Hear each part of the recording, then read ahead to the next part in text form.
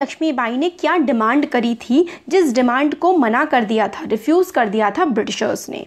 तो देखिए इसका आंसर है, हाँ एक चीज़ और देखिए, आप लोग कहते हैं कि क्वेश्चन आंसर्स काफ़ी लंबे हो जाते हैं। देखिए लंबे ना इसलिए होते हैं क्योंकि बहुत ज़्यादा इन्फॉर्मेशन एक तो क्वेश्चन में पूछी गई होती है, फिर क्या होता है कि मैं आपको ज़्यादा एक्सप्लेन कर दूं, क्वेश्चन आंसर्स के थ्रू आपका पूरा चैप्टर कंप्लीट हो जाए, आप सारे आंसर्स लिख पाएँ, इसलिए मैं आंसर्स में एक्स्ट्रा पॉइंट ऐड करती हूँ।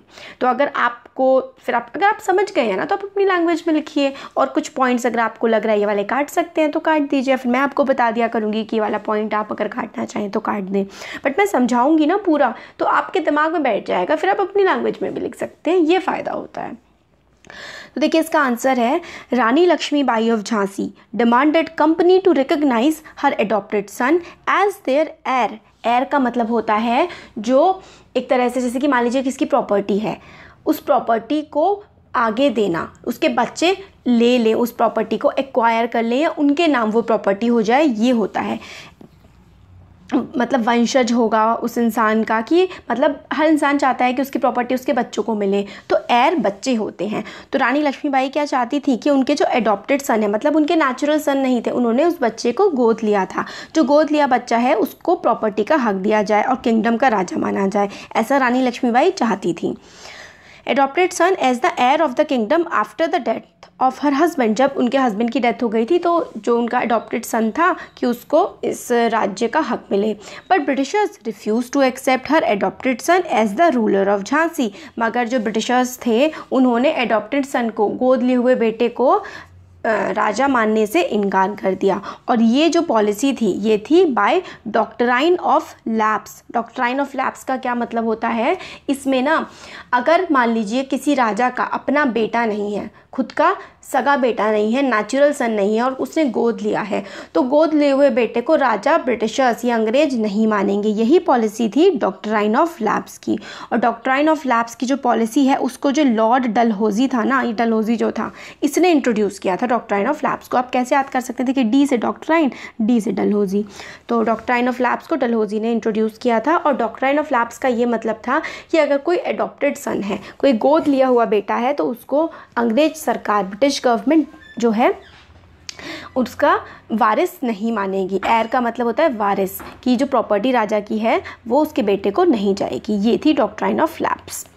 If an Indian ruler died without a male heir, his kingdom would lapse, मतलब ख़त्म हो जाएगी उसकी kingdom, and such kingdom would be annexed. Annexed का मतलब होता है हड़प लेना, और ऐसी किंगडम को हड़प लेगा कौन, मतलब किसके अंदर चली जाएगी, ब्रिटिश एम्पायर के अंदर।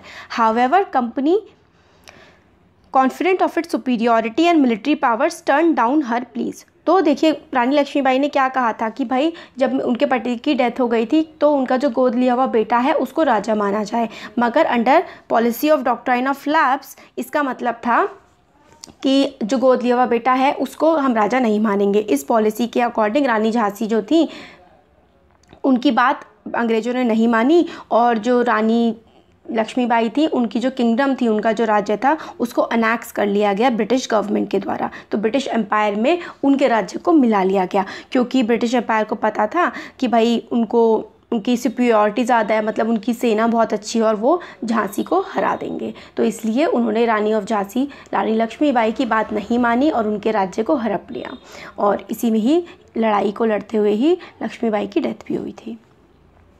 नेक्स्ट क्वेश्चन है, what did the Britisher do to protect the interest of those who converted to Christianity. तो ब्रिटिशर्स ने क्या किया, जो लोग क्रिश्चियनिटी में कन्वर्ट हो गए, मतलब उन्होंने अपना धर्म बदल लिया और क्रिश्चियन बन गए, उनके इंटरेस्ट को, कि भाई उन्होंने धर्म बदला है तो उनका फ़ायदा होना चाहिए, क्योंकि भाई अंग्रेज़ों के धर्म में वो बदले हैं। तो ब्रिटिशर्स ने ऐसा क्या किया कि उनके इंटरेस्ट प्रोटेक्ट रहे उन लोगों के, मतलब उन लोगों को कोई नुकसान ना हो जो क्रिश्चियनिटी में कन्वर्ट हुए हैं। ऐसा मतलब उन्होंने कैसी पॉलिसीज़ बनाई उनको प्रोटेक्ट करने के लिए। तो देखिए इसका आंसर है, after 1830 company allowed Christian missionaries to function freely in its domain and even own land and property. तो 1830 के बाद क्रिश्चियन मिशनरी, देखिए क्रिश्चियन मिशनरी का काम होता था लोगों का धर्म परिवर्तन करना, मतलब कोई भी धर्म, हिंदू मुसलमान जो भी हैं, लोगों को धर्म बदलवाना लोगों का और उनको क्रिश्चियन बना देना। तो क्रिश्चियन मिशनरीज़ का यही काम था। तो 1830 के बाद बहुत सारा हमारे देश का हिस्सा पार्ट जो है वो अंग्रेज़ों के कब्जे में था, तो उन्होंने क्रिश्चियन मिशनरीज़ को बिल्कुल खुली छूट दे दी कि तुम भाई ये जो है धर्म परिवर्तन का काम करवा सकते हो, to function freely in its domain and even own land and property. तो लैंड, वो जो है लैंड ओन एंड प्रॉपर्टीज़ का क्या मतलब है कि ज़मीन खरीद सकते हैं वो लोग और उस खरीदी हुई ज़मीन पर उनका अधिकार होगा। फिर 1850 में new law was pass to make conversion to Christianity easier. फिर 1850 में एक नया लॉ और पास कर दिया, एक नया और कानून पास कर दिया गया, जिससे क्या हुआ, क्रिश्चियनिटी में अपना धर्म बदलना मतलब क्रिश्चियन बन जाना और आसान बना दिया अंग्रेज़ों ने। This law allowed an Indian who had converted to Christianity to inherit the property of his ancestor। तो क्रिश्चियनिटी में जो लोग कन्वर्ट हुए हैं, जिन्होंने अपना धर्म बदला है, वो लोग अपने पूर्वजों की प्रॉपर्टी को ले सकते हैं। मतलब जैसे कि अगर उनके पिताजी का घर है तो उनके बेटे का हक हो जाएगा, भले ही वो अपना धर्म क्यों नहीं बदल चुका हो। बदल लिया धर्म, क्रिश्चियन बन गया, फिर भी प्रॉपर्टी पे हक उसका ही रहेगा। तो many Indians begin to feel the British were destroying their religion, their social custom and their tradition of life. अब मतलब धर्म बदलने के बाद पहले क्या होता था, अगर धर्म बदल लिया तो प्रॉपर्टी पे हक नहीं रहता था। अब क्रिश्चियनिटी में कन्वर्ट हो गए, फिर भी प्रॉपर्टी पे हक रहेगा, तो काफ़ी लोगों ने अपना धर्म बदल लिया था। अब इस बातों से इंडियंस को लग रहा था कि जो ब्रिटिशर्स हैं वो हमारे धर्म को बर्बाद कर रहे हैं, हमारी जो वे ऑफ लाइफ है, जिस तरीके से हम लोग जीते हैं, उस चीज़ को भी काफ़ी ज़्यादा ये लोग ख़राब कर रहे हैं। नेक्स्ट क्वेश्चन है, what objections did the sepoys have to the new cartridges that they were asked to use. तो नए कार्टेजेस थे, कि कार्टेजेस का मतलब होता था जो गोलियाँ, बारूद होता था ना, बंदूक में बारूद डाला जाता था। फिर उस बारूद से, उस कार्टेजेस से क्या प्रॉब्लम थी, जो सिपाही थे हमारे देश के, तो वो लोग सिपाहियों को सिपॉय बोलते थे अंग्रेज ना, तो इसलिए सिपॉय लिखा हुआ है। तो देखिए इसका आंसर है, the new कार्टेजेस were suspected of being coated with the fat of cow and pigs. तो जो कार्टेज होता था ना, ऐसे करके होता था, इसके ऊपर ना, इसको ऊपर एक कवरिंग होती थी, इस कवरिंग को ना मुंह में डाल करके उखाड़ना पड़ता था और फिर बुलेट जो है वो डाली जाती थी बंदूक में। अब ऐसी अफवाह उड़ी या फिर बात सच थी कि इसके ऊपर जो कवरिंग है ना, वो उस पर काऊ का, गाय का भी मीट है और उसमें सुअर का भी मीट है, पिग का भी मीट है। तो देखिए सुअर जो है वो हराम, मतलब ऐसा होता है ना कि कहते हैं लोग अच्छा नहीं माना जाता है इस्लाम में, तो वो लोग इसको नहीं खा सकते, टच भी नहीं कर सकते। और जो काउज़ हैं, काऊ का मीट हिंदू नहीं खा सकते हैं। तो बोथ हिंदू और मुस्लिम सिपॉय जो थे, उन्होंने were offended by the introduction of these cartridges. अब मुंह में तो डाल ही नहीं सकते, तो हिंदू और मुस्लिम दोनों के दोनों ऑफेंड हो गए, मतलब गुस्सा हो गए कि भाई हम ये कार्टेज जो हैं ये मुंह में नहीं डालेंगे। तो ये आगे बताया जो मैंने आपको बताया अभी, before loading these cartridges in the rifles a sepoy had to bite it to open the wrapper. तो रैपर को मतलब खोलने के लिए उसको बाइट करना पड़ता था, काट के खोलना पड़ता था। अब मुंह में डाल, this affected the religious sentiments of Hindu and the Muslim. अब इससे क्या हुआ, हिंदू और मुस्लिम दोनों के रिलीजियस सेंटिमेंट्स हर्ट हुए। कैसे हर्ट हुए कि भाई इस तरीके से खोलना पड़ रहा है तो दिक्कत हो रही है, और खोलने की वजह से मुंह में डालना पड़ रहा है, तो भाई हमारा धर्म भ्रष्ट हो रहा है। तो इससे वो हिंदू और मुस्लिम कंसिडर कर रहे थे कि भाई ये चीज़ तो बिल्कुल सही नहीं है। हिंदू और मुस्लिम की बात आ रही थी है ना यहाँ पे, तो हिंदू जो है वो काऊ को होली पवित्र मानते हैं और मुस्लिम पिग को बहुत ही डर्टी मानते हैं। तो दोनों के दोनों पवित्र चीज़ को और बहुत ही गंदी चीज़ को खाया नहीं जा सकता है ना। तो काऊ को हिंदू नहीं खा सकते और मुसलमान पिग को नहीं खा सकते। इसलिए क्या हुआ, therefore sepoys refuse to use these new cartridges. तो सिपॉयज ने मना कर दिया, भाई हम ये कार्टेजेस नहीं यूज़ करेंगे। They felt that British were trying to insult their religions। और सिपॉयज को लगा कि ब्रिटिशर्स जो हैं वो उनके धर्म की बेइज्जती करने की कोशिश कर रहे हैं। However, the perception that cartages were tainted added to the larger suspicion that Britain were trying to undermine Indian traditional society। और फिर उनमें ये भी बात आने लगी कि इंडिया की जो सोसाइटी है, इंडिया के जो धर्म है, इंडिया में जिस तरीके से भी चीज़ें होती हैं, ब्रिटिश उस चीज़ को बहुत ही तुच्छ नज़रिए से, बहुत ही छोटे नज़रिए से देख रहे हैं। ये वाली चीज़ भी लोगों को अब लगने लगी। From their part the British did not pay enough attention to the growing level of sepoy discontent. Discontent का मतलब होता है नाराज़गी। अब मगर इतना सब कुछ हो रहा था, फिर भी जो है अंग्रेज़ों ने कोई ज़रूरत नहीं समझी कि सिपाहियों के सामने कुछ क्लैरिफिकेशन दी जाए कि भाई ऐसा है ऐसा नहीं है, कुछ नहीं सोचा, कुछ उन्होंने ज़रूरत नहीं समझी, कोई वैल्यू ही नहीं दी इस मैटर को। फिर क्या हुआ, 85 sepoys were dismissed from service and sentence to 10 year in jail for disobeying their officer. और इनफैक्ट 85 जो है सिपॉय थे उनको मतलब सर्विस से हटा दिया और उनको 10 साल की जेल भी दे दी, क्योंकि उन्होंने, उनके ऑफिसर्स ने उनसे कहा था कि मुंह में डाल करके निकालो, उन्होंने, सिपाहियों ने मना कर दिया। तो भाई सिर्फ इतनी सी बात के लिए कि डिसओबे किया है, उनको 10 साल की सज़ा दे दी गई। नेक्स्ट क्वेश्चन है, how did last Mughal emperor live the last year of his life. तो आखिरी मुगल एम्परर जो थे बहादुर शाह ज़फ़र, उन्होंने अपने ज़िंदगी के आखिरी साल कैसे बिताए। तो जब औरंगज़ेब की डेथ हो गई थी, after the death of Aurangzeb Mughal emperor held only symbolic value. मतलब मुगल जो हैं, जब औरंगज़ेब मर गए थे तो बहुत ही कमज़ोर, उसके बाद जो मुगल एम्परर थे, मुगल जो राजा हुआ करते थे, बहुत ही कमज़ोर हुआ करते थे। बहादुर शाह ज़फ़र जो थे was the last emperor of Mughal dynasty. Mughal dynasty के लास्ट एम्परर थे Bahadur Shah Zafar. Although after Aurangzeb there was no powerful Mughal ruler, but Mughal emperors continued to be symbolically important. Aurangzeb के बाद कोई पावरफुल तो था नहीं मुग़ल शासक, मगर फिर भी सिंबल था एक तरीके से कि मुग़ल अथॉरिटी का, सिर्फ सिंबल, एक चिन्ह टाइप का था, बाकी उनके पास कोई पावर नहीं हुआ करती थी। नेक्स्ट है, in fact when massive rebellion against British broke out in 1857, Bahadur Shah Zafar the Mughal emperor at that time was persuaded and declared as the leader by the rebellions. The aging emperor had to accept this demand. तो फिर मतलब ऐसी हालत थी, बहादुर शाह ज़फ़र को कुछ मतलब नहीं था देश में क्या चल रहा है। 1857 का जो रिबेलियन हुआ था, मुग़ल एम्परर को उस टाइम लोगों ने परसुएड किया कि भाई आप इसका लीडर बन जाओ, बल्कि उन्हें कुछ करना नहीं था। फिर ही played an important role in the revolt of 1857 against British. काफ़ी इंपॉर्टेंट रोल ऐसे प्ले किया था कि बहादुर शाह ज़फ़र जो है वो लीडर के रूप में उभर के आए थे। Once the revolt was suppressed, मगर जब रिवोल्ट को ख़त्म कर दिया गया, Bahadur Shah Zafar was tried in court, blinded and sentence to life imprisonment.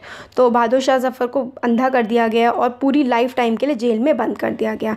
His sons were shot dead in cold blood before him, और उनके सामने ही उनके बच्चों को, उनके बेटों को मतलब जिंदा मार दिया गया, गोली से उड़ा दिया गया। फिर at last he and his wife Begum Zeenat Mahal were sent to prison in Rangoon in October 1858। फिर रंगून में 1858 में बहादुर शाह ज़फ़र को भेज दिया गया और बहादुर शाह ज़फ़र रंगून में उनकी डेथ हो गई, जेल में 1862 में। तो जेल में उनकी डेथ हो गई। नेक्स्ट क्वेश्चन है, what could be the reasons for the confidence of British rulers about their position in India before May 1857। तो जो कॉन्फिडेंस था ब्रिटिश रूलर्स को इंडिया में कि भाई हम तो राज करते रहेंगे 1857 से पहले, वो कैसे बना था और उसके रीज़न क्या थे। तो देखिए इसका आंसर है, since the mid 18th century power of nawab and raja was on its decline. तो मिड 18th सेंचुरी जो था 1757 और ऐसे वाला जो टाइम था, उसमें जो राजा नवाब सबकी पावर बहुत ही कम होती जा रही थी। Presence of British residents in the court further added their authority and curtailed their freedom to administer their kingdom.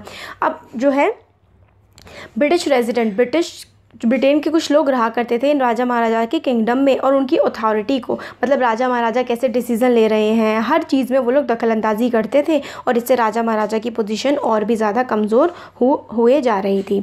1757 से 1857 तक जो है कंपनी ने सक्सेसफुली अनेक्स किया था, मतलब अपने कब्जे में लिया था various Indian state virtually unopposed by using a variety of political, economic, diplomatic methods. It really had to use military power. और इसने ना 100 साल में बहुत सारे इलाकों को, बहुत सारे राज्यों को अपने कब्जे में ले लिया था।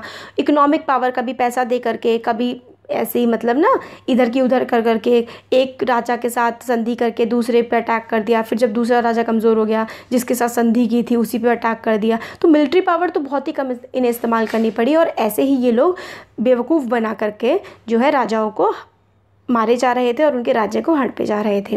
तो उन्हें लग रहा था कि भाई ये लोग तो बेवकूफ़ हैं, उनके दिमाग में ये आ गई थी कि इंडियंस तो बेवकूफ़ हैं। फिर there were several riots, rebellion and revolts which occurred before May 1857, but all these were localized and were suppressed by the British then and there। 1857 से पहले छोटे मोटे रिवोल्ट होते थे, आंदोलन बहुत ही लोकल स्केल पे, तो उनको आराम से ये लोग सप्रेस कर देते थे। तो उन्हें लगता था कि हम तो इन्हें हरा ही देंगे, इंडियंस पे कोई दम है ही नहीं। तो in the mid 18th century nawabs of powers of nawab, raja, zamindar सब खराब हो चुकी थी, इरोड हो चुकी थी। Freedom of Indians rulers was reduced, their armed forces were disband and their revenue and territories were taken by stages. और मतलब आर्म फोर्सेस रखने की भी मनाही हो गई थी, फोर्स नहीं रख सकते थे, अपनी सेना नहीं रख सकते थे राजा, ज़मींदार, राजा, और सबकी पावर बहुत ही ज़्यादा इन्होंने एकदम से ख़त्म कर दी थी। तो इनको लग ही नहीं रहा था भाई इनके पास पावर ही नहीं है तो हम पे हमारे खिलाफ विद्रोह कैसे करेंगे राजा महाराजा और कोई भी लोग अंग्रेज, ऐसा सोचते थे। दूसरा रीज़न ये था, another reason for the confidence of British was the decline of Mughal dynasty. Mughal dynasty भी खत्म होती जा रही थी, सबसे बड़ी डायनेस्टी वो खत्म हो रही है, तो अंग्रेजों को लगा भाई ये कुछ नहीं कर पाएंगे। तो company through various measures ensured that dynasty came to an end, और उन्होंने ये भी इंश्योर किया कि डायनेस्टी खत्म हो जाए। Name of Mughal king was removed from the coins minted by the company. अब कॉइन्स पे पहले मुगल जो शासक थे उनके नाम वगैरह हुआ करते थे, उनको भी हटा दिया गया।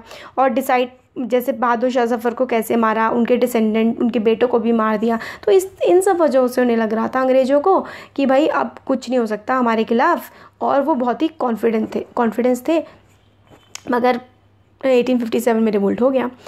तो नेक्स्ट क्वेश्चन है, what impact did Bahadur Shah Zafar support to the rebellion have on the people and the ruling families. Bahadur Shah Zafar ने रिबेल्स को, जो रिवोल्ट किया था हमारे देश के लोगों ने अंग्रेज़ों के खिलाफ 1857 में, बहादुर शाह जफ़र ने उसको सपोर्ट किया था।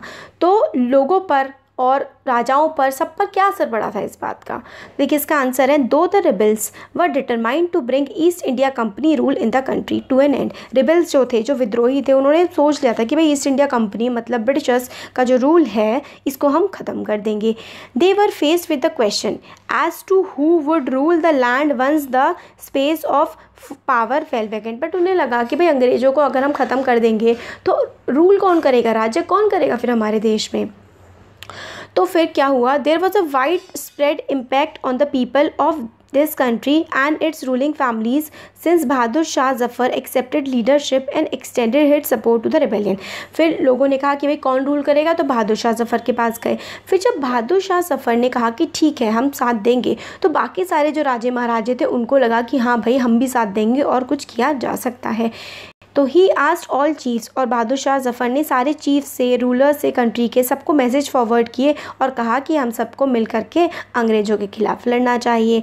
तो single step taken by Bahadur Shah had great implications. क्या क्या थी? All small and big kingdoms, king, nawab, raja, prince, zamindar, chief and even many Hindu and Muslim religious leader welcome this and join hands to rebel against British. Regiment after regiment mutinied and started to join other troops at nodal points like Delhi, Kanpur, Lucknow. तो जैसे ही बहादुर शाह जफ़र ने कहा कि भाई हम हैं इसके leader और हम इसको सपोर्ट करते हैं, तो बहुत सारे राजा, बहुत सारे नवाब, जमींदार और रिलीजियस लीडर, पंडित, मौलवी वगैरह भी इस रिबेलियन को सपोर्ट करने लगे। और बहुत सारे जो हैं आर्मी के ट्रूप्स ने भी रिवोल्ट कर दिया अंग्रेज़ों के खिलाफ, जैसे कि दिल्ली, कानपुर, लखनऊ में ट्रूप्स ने कहा कि हम अब अंग्रेज़ों की बात नहीं मानेंगे और इनके खिलाफ लड़ेंगे। Bahadur Shah Zafar's decision to bless rebellion changed entire situation dramatically. When people saw this alternative, possibly they felt inspired and enthusiastic. फिर जब बहादुर शाह जफ़र ने डिसाइड किया कि वो रिबेलियन, विद्रोह को सपोर्ट करेंगे, तो सारी सिचुएशन बहुत ही एकदम चेंज सी हो गई और लोग इंस्पायर हुए, एंथुसियास्टिक हो गए कि अब हम जीत सकते हैं। तो देखिए ये आंसर आप यहाँ तक ख़त्म भी कर सकते हैं, इतना सफिशेंट हो चुका है। अब आगे जो है मैं आपको एक्सप्लेन कर रही हूँ ताकि आप ज़्यादा अच्छे से इसको समझ पाएँ। Many small rulers and chieftains felt that if Mughal ruler could rule again, they too would be able to rule their own territories once more under Mughal authority. उन्हें लगा कि अगर मुगल्स जो है आ जाएंगे फिर से, तो अब हमारी जो अंग्रेज़ों ने हड़प ली है अथॉरिटी, वो भी हमारे पास वापस आ जाएगी। फिर इसमें है, when the rebel forces reached Red Fort, Bahadur Shah was reluctant at first to take the might of the British. However, he had to give in and was thus proclaimed their leader. Having this symbolic head inspired rebel to fight the British with renewed confidence, hope and courage. फिर वो लोग मेरठ से सारे सिपाही गए थे red fort में रहते थे ना मुगल एम्पायर, वहाँ पर गए और उनसे कहा कि भाई आप हमारे लीडर बन जाओ। तो उन्होंने कहा ठीक है भाई हम आपके लीडर बन जाते हैं। पहले तो रिलक्टेंट थे, फिर मान गए, और फिर जब सबको लगा कि भाई बहादुर शाह जफ़र लीड कर रहे हैं, तो बाकी सब लोगों ने भी सपोर्ट किया और काफ़ी बड़ा विद्रोह अंग्रेज़ों के खिलाफ छिड़ गया। नेक्स्ट क्वेश्चन है, how did Britain succeeded in securing the submission of the rebel landlords. Land owners of Awadh. तो ब्रिटिशर्स कैसे सक्सीड हो पाए थे सबमिशन, मतलब जो लैंड ओनर थे अवध के, जो ज़मींदार वगैरह थे, वो भी ब्रिटिशर्स के अंदर कैसे आ गए, मतलब ब्रिटिशर्स की बात कैसे मान ली उन्होंने। तो देखिए, during the revolt defeat of British forces in a number of battles caused number of uprisings against the British in various Indian state. Revolt जब हो रहा था तो ब्रिटिशर्स फोर्सेस काफ़ी ज़्यादा हार भी रही थी, तो काफ़ी सारे लोग हमारे देश के ब्रिटिशर्स के खिलाफ खड़े हो रहे थे। तो wide spread popular rebellion developed in region of Awadh. In particular the villages took to arms and the landlords lead them. तो पूरे देश में चल रहा था, पूरे नॉर्थ इंडिया में। तो अवध के जो लैंडलॉर्ड्स थे, जो ज़मींदार थे, वो मतलब एक सेना टाइप की उन्होंने बना ली और ब्रिटिशर्स के खिलाफ लड़ने लगे। British had to fight for 2 years to suppress the massive forces of popular rebellion. और ब्रिटिशर्स को 2 साल लग गए इस पूरे आंदोलन को दबाने में। After defeat of the rebel forces, British had a two-pronged strategy to suppress rebels and the rebellion। तो डिफीट जब हो गई रिबेल्स की, जब रिबेल्स हार गए, तो ब्रिटिश को 2 तरीके की उन्होंने पॉलिसी अपनाई थी, रिबेल्स को और रिबेलियन को सप्रेस करने के लिए। मतलब रिबेल्स जो विद्रोह कर रहे हैं और रिबेलियन पूरा विद्रोह, तो विद्रोह और विद्रोहियों को दबाने के लिए 2 तरीके की पॉलिसी अपनाई। एक तो ये थी, on the one hand they tried and hanged number of rebel leader who change their authority and could do so again in future. एक तो क्या किया उन्होंने, सज़ा दी, बहुत सारे लोगों को टांग दिया, मार दिया, मतलब मरने की सज़ा मिल गई। दूसरी तरफ they tried their best to win back the loyalty of the people. दूसरी तरफ उन्होंने ये भी ट्राई किया कि लोग फिर से उनके साथ आ जाए। एक तरफ तो सज़ा दी और दूसरी तरफ ये ट्राई किया कि लोग सारे के सारे वापस उनके लिए लॉयल हो जाएं, उनका साथ दें। दे announce reward for loyal land owners. तो जो लोग, जिन लैंड ओनर्स ने, जिन ज़मींदारों ने उनका साथ दिया था, उनको क्या किया गया, रिवॉर्ड दिए गए। They were assured that they would be allowed to continue to enjoy traditional right over their land. Those who had rebelled were told that if they submitted to British and if they had not killed any white people, they would remain safe and their right and claims to land would not be denied। और जो लोग ने, मतलब जिन लोगों ने उनका साथ दिया था, उनको तो ज़मीनें वगैरह दी गई, बहुत कुछ इनाम दिए गए। और जिन लोगों ने उनका साथ नहीं दिया था, मगर उन्होंने किसी भी वाइट को नहीं मारा था, मतलब किसी भी अंग्रेज को नहीं मारा था, तो उनसे कहा कि तुम अपने जो है लैंड राइट हम तुम्हें दे देंगे, मगर दोबारा तुम जो है कभी रिबेल नहीं करोगे। अगर करोगे तो फिर जो है तुम्हारे जो राइट्स हैं सब कुछ ले लिए जाएंगे और अब तुम्हें हमारी सारी बातें माननी पड़ेंगी। ऐसे करके जो है लोगों को बहला फुसलाकर अपनी साइड इन्होंने कर लिया। नेक्स्ट क्वेश्चन है, in what ways did the British change their policy as the result of rebellion of 1857। 1857 के विद्रोह के बाद अंग्रेज़ों ने अपनी पॉलिसीज़ को किस तरीके से बदला। तो इसका आंसर है, देखिए, changes in the policies of British after suppression of rebellion of 1857। क्या क्या बदलाव आए। तो British crown took over control of administration. पहले कंपनी का रूल चलता था, अब ब्रिटिश सरकार का, सरकार मतलब राजा रानी का रूल रहेगा, ब्रिटिश क्राउन का।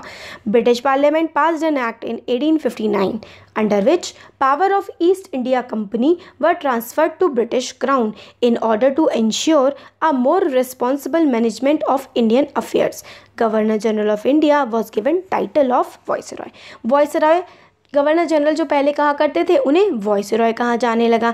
और पहले कंपनी का रूल चलता था, अब ब्रिटिश क्राउन का रूल रहेगा। और ब्रिटिश क्राउन बहुत ज़्यादा एक रिस्पॉन्सिबल गवर्नमेंट उन्होंने बनाई और गवर्नर जनरल बनाया, जिसका नाम पहले गवर्नर जनरल था, वॉइसरॉय उसको कहने लगे। और बहुत सारी पावर्स वॉइसरॉय को दे दी गई ताकि इंडिया में उनका जो रूल है, उनका राज्य सही तरीके से चलता रहे।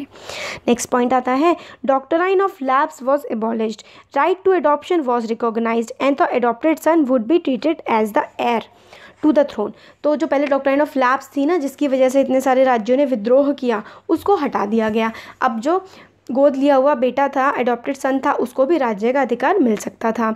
दे वर made to acknowledge British Queen as their sovereign paramount. Thus Indian rulers were to hold their kingdoms as subordinate to the British Crown. तो मतलब राज्य वापस कर दिए गए और जितने भी राजा थे उनसे ये कहा गया कि आपको जो है हमारी क्वीन को सबसे ऊपर मानना पड़ेगा, तो आप अपना किंगडम अपने पास रख सकते हैं। आगे है, proportion of Indians in the English army was reduce. पहले इंग्लिश मतलब जो था आर्मी में बहुत सारे लोग इंडियंस थे, बट अब क्या करा इन्होंने, नंबर रिड्यूस कर दिया। All important post were given to Europeans only. It was decided that more soldiers would be recruited among Gorkha, Sikh और पठान। तो गोरखा, सिख और पठान जो इनके साथ लॉयल रहे थे 1857 में, इनको ज़्यादा से ज़्यादा पोस्टों पे रखा जाएगा और बड़ी पोस्ट जो है वो सिर्फ अंग्रेज़ों के लिए, यूरोपियंस के लिए सेव करके रख दी गई। Land and property of Muslim was confiscated on a large scale and they were treated with suspicion and hostility.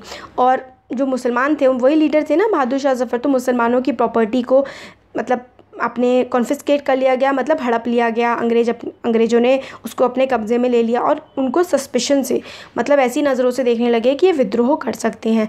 British believe that they were responsible for rebellion in the big way. British ये believe करते थे कि मुसलमान जो हैं, Muslims हैं, वही जो विद्रोह हुआ है उसके लिए वही रिस्पॉन्सिबल हैं। Policies were made to protect and safeguard the landlords and zamindar and give them security of rights over their land and property. ज़मींदारों को उनकी प्रॉपर्टी वापस कर दी गई और मतलब बोला गया कि अब तुम्हारी सिक्योर है, तुम्हारे राइट्स जो हैं वो पूरी तरीके से तुम्हें हक सारे दिए जा रहे हैं। नेक्स्ट पॉइंट है promised non-interference in the sphere of religion. British assured that people of India that their religious customs, social practices would be respected and not interfered. और ब्रिटिशर्स ने लोगों से ये वादा किया कि आपका जो रिलीजियस प्रैक्टिसेस हैं, आपके जो धर्म से रिलेटेड चीज़ें हैं, उसमें हम दखलंदाजी नहीं करेंगे, आप अपनी प्रैक्टिसेस को फॉलो कर सकते हैं। तो पूरा चैप्टर के क्वेश्चन आंसर्स का एक्सप्लेनेशन हो गया है। आपको कैसा लगा वीडियो कमेंट सेक्शन में कमेंट करके ज़रूर बताइएगा। अच्छा लगा वीडियो तो लाइक करिए, चैनल को सब्सक्राइब करिए, अपने फ्रेंड्स के साथ भी शेयर करिएगा। Thank you.